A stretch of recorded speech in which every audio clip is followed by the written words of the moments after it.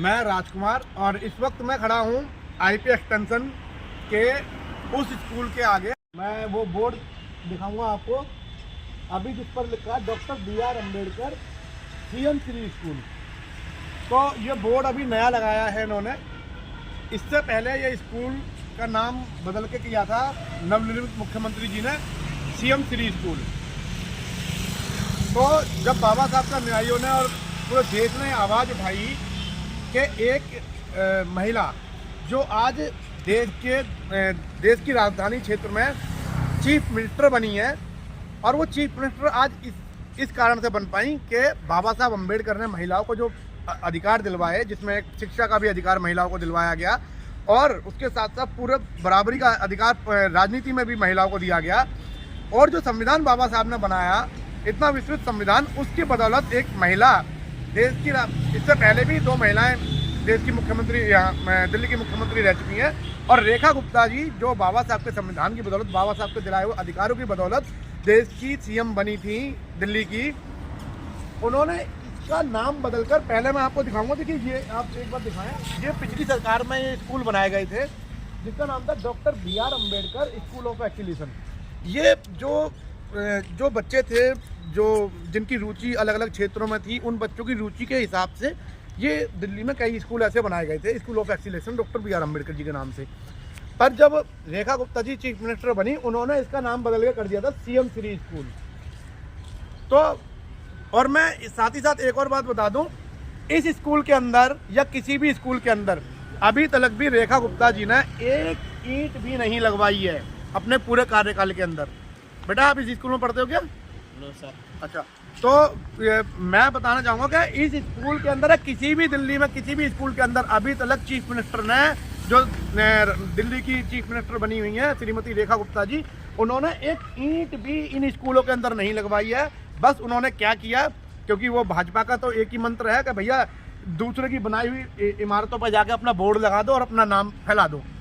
तो मैं अभी खैर इन्होंने बदल दिया है नाम, मैं एक बार आप दिखाएं ऊपर को, अब ये doctor B R. Ambedkar CM Shri कर दिया है। पहले सिर्फ सीएम श्री था, जैसे कि आपने देखा होगा एक और स्कूल जो शायद केंद्र विद्यालय हुआ करते थे, उनको पीएम श्री कर दिया गया। नरेंद्र मोदी जी ने अपने नाम से पीएम श्री कर दिया, वैसे ही रेखा गुप्ता जी ने उनको सीएम श्री किया था। पर फिलहाल हमें इस बात से संतुष्टि है कि उन्होंने जो बाबा साहब का मान सम्मान, जो उन्होंने हमारे, चाहे किसी का कहने से रखा या कैसे भी रखा, लेकिन बाबा साहब को सम्मान दिया है दोबारा से, और इन बोर्डों का नाम फिर से बाबा साहब के नाम से लगा दिया गया है। अच्छी बात है, पर मैं चाहूँगा कि ऐसे स्कूलों में वो शिक्षा की व्यवस्था भी अच्छी करें, बच्चों के पढ़ाई लिखाई भी देखें कि बच्चे किस तरीके से पढ़ रहे हैं और क्या स्कूलों की स्थिति है, उनमें भी सुधार करें। बाकी मैं अपने साथियों से चाहूँगा ये भी अपनी इसके ऊपर राय रखें कि जो बोर्ड अब बदल के जो सीएम श्री को doctor B R. Ambedkar CM Shri कर दिया गया है, इस पर आप सबकी राय। नवीन भाई आप क्या कहते हैं? मेरी राय ये है कि बाबा साहब ने जो संविधान में सबको आज़ादी दे दी, सबको मंत्री बनने का दे दिया, सब डॉक्टर बन रहे हैं, आज इंजीनियर बन रहे हैं, वो पायलट बन रहे हैं, अच्छी नौकरी पा रहे हैं। हमारी रेखा गुप्ता जो हैं दिल्ली की जो सीएम है, तो वो भी जो आज जो पद पे जो बैठी हैं, वो भी जो है बाबा साहब के संविधान की बदौलत बैठी हैं, बाबा साहब की बदौलत बैठी हैं। और इन्होंने जो ये काम जो करा था अभी कुछ टाइम पहले ही, तो इन्होंने जो है बाबा साहब के नाम से स्कूल था, तो इसको जो है सीएम श्री स्कूल कर दिया था। फिर इस पे जो है समाज का, जनता का काफ़ी आक्रोश हुआ, इस पे आंदोलन हुआ, धरना प्रदर्शन भी हुआ, और फिर जब जाके ये जो है अब जो है बोर्ड पे जो है बाबा साहब का नाम जो है दोबारा से लगा दिया गया है, और इसके साथ में नीचे सीएम श्री भी लिख दिया, ऐड कर दिया गया है। तो जो कुछ भी है आज बाबा साहब की देन है। बाबा साहब की बदौलत आज हमारे जो प्रधानमंत्री मोदी जी भी जो आज कुर्सी पे बैठे हुए हैं, वो भी आज बाबा साहब की ही बदौलत है। जो भी कोई भी कितनी भी ऊंची गद्दी पे बैठा है, वो भी आज बाबा साहब की देन है। तो इसीलिए इस तरीके से घटनाएं को कुछ मतलब कि नहीं करा जाए, और जो है ऐसी ये बहुत घटना जो है हमारे जो है भारत में होती रहती हैं। और ये तो, और मैं एक बात ये बताना चाहूँगा कि जगह जगह गलियों के और जी रोडों के नाम जो है ये सरकार बदलती है, तो ऐसा नहीं करना चाहिए और सही तरीके से चलना चाहिए। और बाबा साहब का तो एहसान कोई भी भारत में कोई भी नहीं चुका सकता। बाबा साहब के सब कर्जदार हैं, चाहे वो कोई भी हो, किसी भी जाति से हो, कोई भी किसी भी धर्म से हो, सब बाबा साहब के कर्जदार हैं।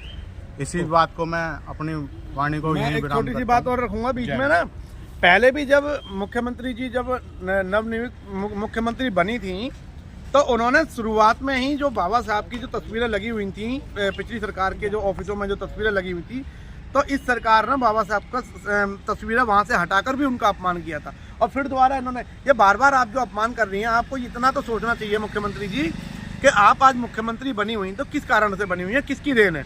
महिलाओं को जो हिंदू कोड बिल के अनुसार जो अधिकार मिले हुए हैं, जो सुरक्षाएं मिली हुई हैं, जो जिस कारण आज महिला हमारी, आपने देखा भी जब जो वो हमारी 2 लेडी कमांडो जो फाइटर प्लेन लेके जो गई थी, है ना, और आज तो हर जगत में महिलाओं ने इतना ऊंचा ऊंचा नाम किया हुआ, चांद पे हमारी बहनें जा चुकी हैं। और उसके बावजूद आप देखिए तो सही, आप किसका नाम हटा रहे हैं? जिन्होंने आपके अधिकारों के लिए पूरी ज़िंदगी संघर्ष किया है, बाबा साहब अम्बेडकर जी, उनका नाम आप हटवा रहे हैं।